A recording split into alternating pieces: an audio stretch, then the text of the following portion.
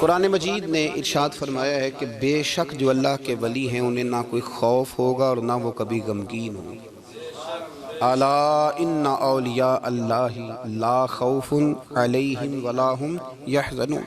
بے شک جو اللہ کے ولی ہیں۔ ہمارے ہاں نا لوگوں کے ذہنوں میں جب سے جدت آئی ہے نا تو کچھ ایسی چیزیں تھیں جنہیں ماننا ضروری تھا، وہاں بھی لوگوں نے انکار کرنا شروع کر دیا۔ قرآن پاک نے نا درجنوں جگہ پہ اولیاء اللہ کا ذکر کیا ہے۔ اگر دنیا میں کوئی بندہ ٹھیک ہے ہی نہیں تو ولی کدھر گئے؟ یہ کون ہے جن کی قرآن بار بار بات کر رہا ہے؟ یہ کون ہے جن کو قرآن کہہ رہا ہے ان کو نہ کوئی خوف ہوگا نہ غمگین ہوں گے؟ یہ کون ہے جن کے بارے میں قرآن کہہ رہا ہے یا ایھا الذین آمنوا اتقوا اللہ وکونوا مع الصادقین؟ سچے لوگوں کے پاس بیٹھو۔ اگر ہے ہی کوئی نہیں دنیا میں، ہم لوگ اپنی چھوٹی چھوٹی عقل کے دائرے میں بڑی بڑی چیزیں سما کے رکھنا چاہتے ہیں۔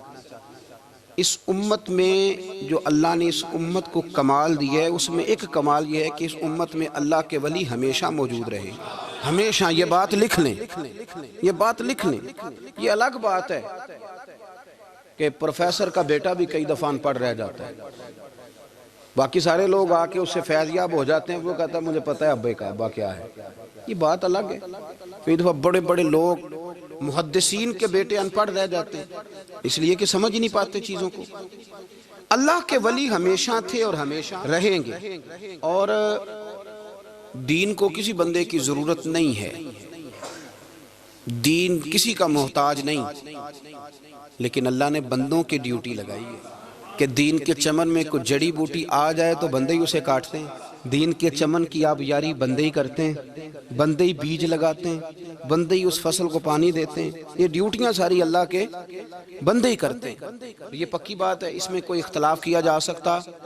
حضرت غوث پاک جیلانی شیخ عبد القادر رضی اللہ تعالی، غوث اعظم درمیان اولیاء چو محمد درمیان انبیاء۔ غوث اعظم کا ولیوں میں وہی مقام ہے جو نبیوں میں رسول کریم کا مقام ہے۔ حضرت غوث پاک رضی اللہ تعالیٰ عنہ کو اللہ نے بڑے اعزازات سے نوازا۔ ایک اعزاز اللہ نے یہ دیا کہ ماں کی طرف سے حسینی ہیں، باپ کی طرف سے حسنی سید، نانا بھی اللہ کے ولی، دادا بھی اللہ کے ولی، پھپھی بھی اللہ کی بہت بڑی ولی ہے، بہت بڑی ولی۔ والد گرامی، آپ نے وہ سیب والا واقعہ تو بڑا ہی سنا ہوا ہے، اس طرف تو میں نہیں جاتا۔ ماں بھی اللہ کی بہت بڑی ولی ہے۔ یہ اللہ نا اسباب بناتا ہے، خود ماحول بناتا ہے۔ آپ کے جو والد گرامی تھے ان کا نام تھا ابو صالح سید موسیٰ جنگی دوست رحمت اللہ علیہ۔ بادشاہ کے کچھ سپاہی تھے جو مٹکے اٹھا کے جا رہے تھے، اور مٹکے تھے شراب کے بھرے ہوئے، مٹکے اٹھا کے جا رہے تھے۔ حضرت سید محمد موسیٰ جنگی دوست رحمت اللہ علیہ بھی قریب سے گزرے۔ یہ کیا ہے بھائی؟ بدبو سے سمجھ تو گئے، تصدیق کے لیے پوچھا کیا ہے؟ انہوں نے کہا جناب یہ بادشاہ کا سامان لے کے جا رہے ہیں۔ آپ تو جھنڈے والی گاڑی کو ویسے نہیں نہ پوچھ سکتے، سوال ہی نہیں پیدا ہوتا۔ آپ چونکہ جمہوری لوگ ہیں، آپ نے تو بس دفتر بنانا ہے، جب الیکشن ہوگا نا اپنے دروازے کے سامنے سارے محلے سے لڑائی لینی ہے کہ ووٹ میرے آکھے دیں، پھر ٹھیک 1.5 مہینے کے بعد سجدہ صاف بھی کر جاتے ہیں، بندہ غلط سی میں نے پتہ ہی نہیں لگا۔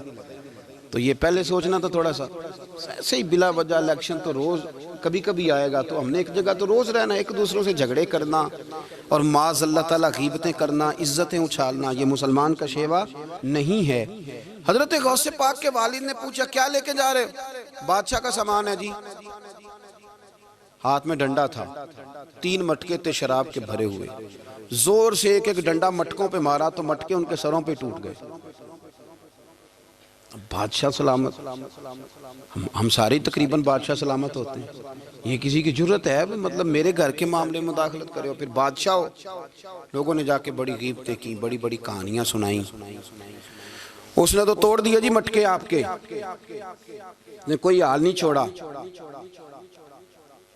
تو بادشاہ کہنے لگا بلاؤ سید موسیٰ پاک جنگی دوست رحمت اللہ علیہ کو بلا لیا۔ تو کہنے لگے بادشاہ تمہیں پتا تھا مٹکے کس کے ہیں؟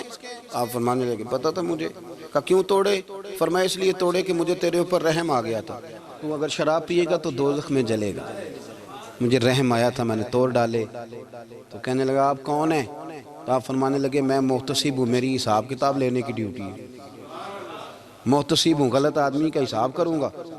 تو بادشاہ کہنے لگا کس نے ڈیوٹی لگائی آپ کی؟ فرمانے لگے میری ڈیوٹی میرے رب کریم نے لگائی ہے، میری ڈیوٹی اللہ نے لگائی ہے۔ تأمرون بالمعروف وتنہون عن المنکر، مسلمان کے ذمے ہے اچھائی کا حکم دے گا، برائی سے روکے گا، یہ ذمہ داری ہے، میری اللہ نے ڈیوٹی لگائی ہے۔ بادشاہ پہ اتنا روب طاری ہوا کہ کہنے لگا حضور آپ کی بڑی مہربانی، آپ نے یہ کام کیا۔ کہنے لگا جناب اگر آپ اجازت دیں تو میں بھی آپ کو محتسب نہ بنا دوں، آپ میرے وزیر بن جائیں، کوئی بندہ اس طرح کا کام کرے تو اسے روکیں۔ تو آپ فرمانے لگے نہیں، تو اپنی نوکری سنبھال کے رکھ، جسے اللہ ڈیوٹی پہ لگائے اسے پھر بندوں کی ڈیوٹیاں نہیں کرنی چاہیے۔ یہ اعزاز اللہ نے انہیں دیا، یہ شان رب کریم نے عطا فرمائی۔ ان کے صاحبزادے تھے حضرت غوث پاک جیلانی رضی اللہ تعالی عنہ۔ اللہ تعالیٰ نے جب کسی شخص سے کام لینا ہوتا ہے تو اللہ اس کے لیے اسباب بھی خود ہی پیدا کر دیتا ہے۔ علامہ اقبال اپنے استاد کی بڑی قدر کرتے تھے، شمس العلماء کی۔ تو ایک دن حضرت شمس العلماء سے کہنے لگے استاد جی آپ کی مہربانی سے پڑھ گیا ہوں۔ تو فرمانے لگے پتر تیری کلاس میں تو 250 لڑکا تھا، میری مہربانی تو سب پہ تھی، پر سارے تو اقبال نہیں نہ بنے۔ فرمانے لگے تیرے اندر بھی کوئی خوبی تھی، اس کی وجہ سے اللہ نے تجھے یہ اعزاز، کوئی چیز تیرے اندر بھی۔ اللہ تعالیٰ جب کسی بندے کو نوازتا ہے نا تو بندہ بھی محنت کرتا ہے، لیکن اس کی محنت سے زیادہ اللہ کے فضل کا دخل ہوتا ہے۔ تو بندے کئی دفعہ کہنے لگ جاتے ہیں بڑی مشقت کی، بڑی محنت کی، کچھ بھی نہیں ہوتا، زیادہ اللہ کے فضل کا انحصار ہوتا ہے۔ پر رب جیسے چاہتا ہے ویسے فیصلے دیتا ہے۔ آپ فرماتے ہیں کہ میں چھوٹا سا تھا، والد انتقال کر گئے، والدہ تھی میری اور ہم 2 بھائی تھے۔ فرماتے ہیں بچے کھیلنے کے لیے نکلے تو میں بھی ان کے پیچھے کھیلنے نکل گیا۔ ایک بیل بچوں کے قابو آ گیا، تو بچوں کے قابو کو چیز آ جائے تو پھر وہ اس کا جو حال ہوتا ہے وہ تو ہمیں پتہ ہی، ہم سارے بچے رہ چکے ہیں۔ تو کہتے ہیں وہ بیل قابو آ گیا، کوئی اس کے کان چھیڑتا، کوئی اس کی دم چھیڑتا، کوئی اس کے سینگ چھیڑتا، کوئی کسی جگہ سے اسے تنگ کرتا۔ مختلف بچے اس کو نا دم سے پکڑ کے ہلاتے، بیل بھاگتا۔ حضور غوث پاک فرماتے میں بھی آگے بڑھا، اور میں نے جب اس کی دم پکڑ کے ہلائی تو بیل نے میری طرف منہ کیا اور کہنے لگا عبدالقادر تو نانا ایسے کر، بول کے کہنے لگا تو نانا ایسے کر، تجھے رب نے ان کاموں کے لیے پیدا نہیں فرمایا۔ آپ فرماتے مجھے اتنا خوف طاری ہوا، بیل کو بولتے دیکھا تھا پہلی دفعہ، بیل کو۔ اب میرے سنی کو بھی دلیلوں کی ضرورت ہوتی ہے، دلیل نہ دیں، کسی بزرگ کی بات سنائیں تو سنی بھی تھوڑا تھوڑا دائیں بائیں دیکھتا ہے۔ یہ شور ایسا ہوا ہے نا، پراپوگنڈا ایسا ہے۔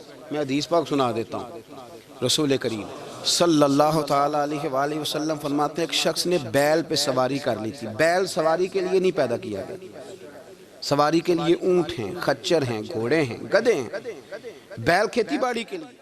اس شخص نے جب بیل پہ سواری کی تو بیل پیچھے مڑ کے دیکھنے لگا اور کہنے لگا یار تو بڑا بیوقوف ہے، بول کے کہنے لگا مجھے اللہ نے سواری کے لیے نہیں پیدا کیا، میرے سے وہ کام لے جس لیے میں پیدا کیا گیا ہوں۔ تو بندہ ڈر گیا، کہنے لگا بڑی حیرانگی والی بات نہیں کہ بیل بولتا ہے، تو بیل پھر بول پڑا۔ کہنے لگا اس سے بھی زیادہ حیرانگی والی بات ہے۔ اس نے کہا وہ کیا؟ کہنے لگے مدینے میں نبی پاک آ گئے ہیں اور تو نے ابھی تک کلمہ ہی نہیں پڑھا، یہ اس سے بھی زیادہ حیرانگی والی بات ہے۔ جامع المعجزات میں حدیث موجود ہے، حضور آ گئے اور تو نے کلمہ ہی نہیں پڑھا۔ وہ شخص کہتا ہے میں سر پٹ دورا، جب آ کے سامنے کھڑا ہوا تو حضور مسکرائے، فرمایا آجا پڑھ لے کلمہ، مجھے پتہ ہے تجھے کس نے بھیجا ہے۔ اللہ والوں کی باتیں مان لیا کریں، میں بڑی ذمہ داری سے کہتا ہوں رب کریم کے کوئی بندوں کی بات کتاب و سنت کے خلاف نہیں ہوتی، وہی تو کتاب و سنت آگے پہنچانے والے ہوتے۔ تو حضور غوث پاک فرماتے ہیں میں وہ ڈر کے گھر آیا، جب گھر پہنچا تو میرے کانوں میں آواز آ رہی تھی لبیک اللہم لبیک لبیک لا شریک لک لبیک۔ فرماتے میں چھت پہ چڑھا اور میں نے جیلان میں اپنی چھت پہ کھڑے ہو کے دیکھا تو حج کے دن تھے، میری سیدھی نظر میدان عرفات پہ گئی، لوگ میدان عرفات میں بیٹھ کے لبیک لبیک پڑھ رہے تھے۔ پہلے میں وہاں سے ڈر کے آیا، پھر چھت سے ڈر کے نیچے اترا، ماں کو ساری بات بتائی تو کہتی میری ماں کہنے لگی بیٹے جب تو پیدا ہونے والا تھا تو مجھے بڑی بشارتیں ملتی۔ فرماتے ہیں ماں نے نا کھولا بکسا صندوق تو 80 دینار نکالے، فرمایا پتر تم 2 بھائی ہو اور تمہارا باپ کل جاگیر 80 دینار چھوڑ گیا، 80 40 تمہارے 40 تمہارے بھائی کے۔ فرمایا بیٹا ایک بات کا خیال رکھنا، میں عورت ہوں، تمہارا باپ کوئی نہیں، بھائی چھوٹا ہے، میں پیچھے نہیں آ سکتا، یہ 40 دینار لے جا اور جا بغداد چلا جا، جا کے تعلیم حاصل کر، بیٹے میں پہنچ نہیں سکتی، خیال رکھنا۔ غوث پاک فرماتے ہیں 12 سال میں نے تعلیم حاصل کی یارو، میں نے پتے بھی کھائے، اور خود آپ کا فرمان موجود ہے، فرماتے ہیں ایسی سختیاں بھی دیکھیں، ایسی سختیاں بھی دیکھیں کہ پتھروں اور پہاڑوں پہ گزرتی تو شاید پگھل جاتے، لیکن میں نے اپنے نبی کا دین پڑھا۔ اب تو پیر کے گھر میں جو پیدا ہوتا ہے وہ علم لدنی والا ہوتا ہے۔ میں تو صاحب دا پتر ہے، او خدا کے بندے صبر کر۔ اگر غوث پاک حسنی حسینی سید ہو کے باقاعدہ پھٹی پہ بیٹھ کے پڑھتے ہیں، تو کس پیر کا مرید ہو گیا جسے علم ہی کوئی نہیں، جو جاہل آدمی ہے؟ یہ ضروری ہے، علوم دینیاں ضروری ہیں، اس کے بغیر کام نہیں چلتا۔ اور غوث پاک رضی اللہ تعالیٰ عنہ کی آپ پوری زندگی پڑھ کے دیکھ لیں، غوث پاک تمام اولیاء کے امام ہیں، ساری زندگی۔ غوث اعظم سے کسی نے پوچھا آپ نے سب سے زیادہ دین کا کام کس طرح کیا، تو فرماتے ہیں تقریر کے ذریعے۔ اب تقریر کرنے والا مولوی ہوتا ہے اور تویز دینے والا، سبحان اللہ۔ غوث پاک رضی اللہ تعالیٰ عنہ فرماتے ہیں میں نے دین کا سارا کام کس ذریعے سے کیا ہے؟ ہفتے میں 3 جلسے کرتے تھے، اور 70 ہزار کا مجمع ہوتا تھا، اور بغیر لاؤڈ سپیکر کے تقریریں ہوتی تھیں، اور فرماتے ہیں جیسی سمجھ پہلے بندے کو آتی تھی ویسی آخری والے کو آتی تھی۔ لوگوں نے کہا حضور یہ کرم کیسے ہوا؟ فرمانے لگے میں نے جب تعلیم حاصل کر لی تو بولنا آتا ہی نہیں تھا، تو میں بڑا پریشان، ایک دن سو گیا تو خواب میں رسول کریم کا دیدار نصیب ہوا۔ نے فرمایا تو واز کیا کر، تیرے واز سے لوگوں کو فائدہ ہوگا۔ یا رسول اللہ میں اجمی بندہ ہوں، لوگوں کے سامنے کیسے بات کروں گا؟ تو حضور نے فرمایا منہ کھولنا ذرا۔ کہتے میں نے منہ کھولا تو محبوب نے 7 دفعہ لعاب دہن ڈالا میرے منہ میں۔